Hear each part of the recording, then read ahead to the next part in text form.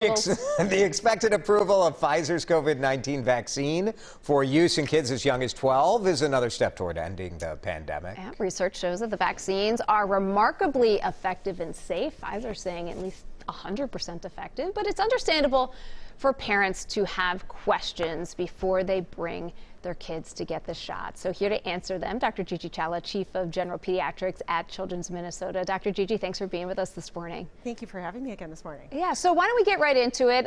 If the approval comes, how soon do you think parents will be able to get their child vaccinated?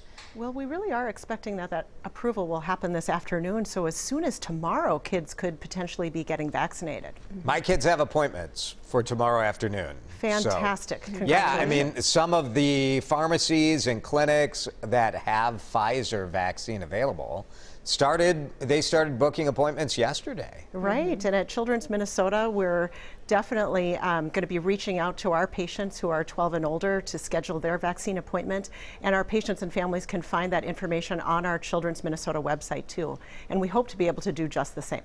I do have a quick question, though, before we get into dosages and things like that. But if your child has already had COVID, maybe even recently, can that child still be vaccinated? That is a fantastic question. And yes, the answer is they can.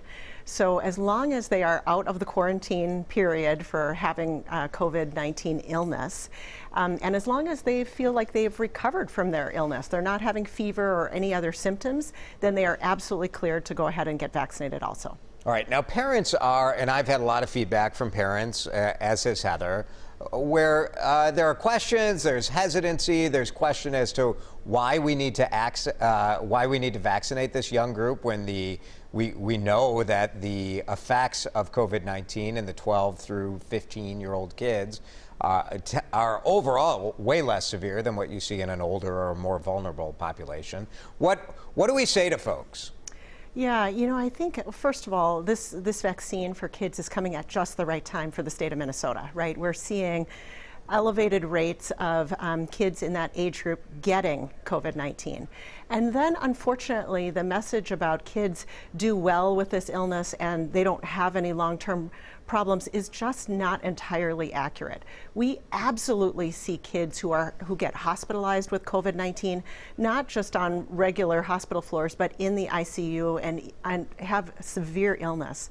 Additionally, kids can also get some of those long-term consequences, that long-termer syndrome, and have long-term heart problems. And then, you know, the other real main reason is that kids in this age group, they can transmit the virus to others. And so they are part of our ability to control the spread of COVID-19 to any of the adult loved ones and other people who cannot get the vaccine. So really important for all of us that kids get vaccinated as well. Dr. Gigi, we know the dosage is the same for that age group than it is for the adults. Does that mean that the side effects might be similar to what we've been hearing in adults? We anticipate that the side effects and the profile are going to look very similar. That information is still coming out, but we expect it to look just like what anyone else has experienced, with some local irritation, you know, potentially pain at the site and redness, and then potentially some more systemic problems like a little bit of some fever or some muscle aches. So that would be the same type of side effects that you would have experienced as an adult yourself. Good stuff. Good information. Good luck to all the parents out there. I know it's stressful. Even plenty of parents who have gotten the vaccine themselves, you're like, oh, I don't know, my kid. But yeah, I would just say that, you know, the side effects of the vaccine are not worse than the disease. So please take that into account when you're thinking about getting your child vaccinated. Great message. Dr. Gigi, thank you.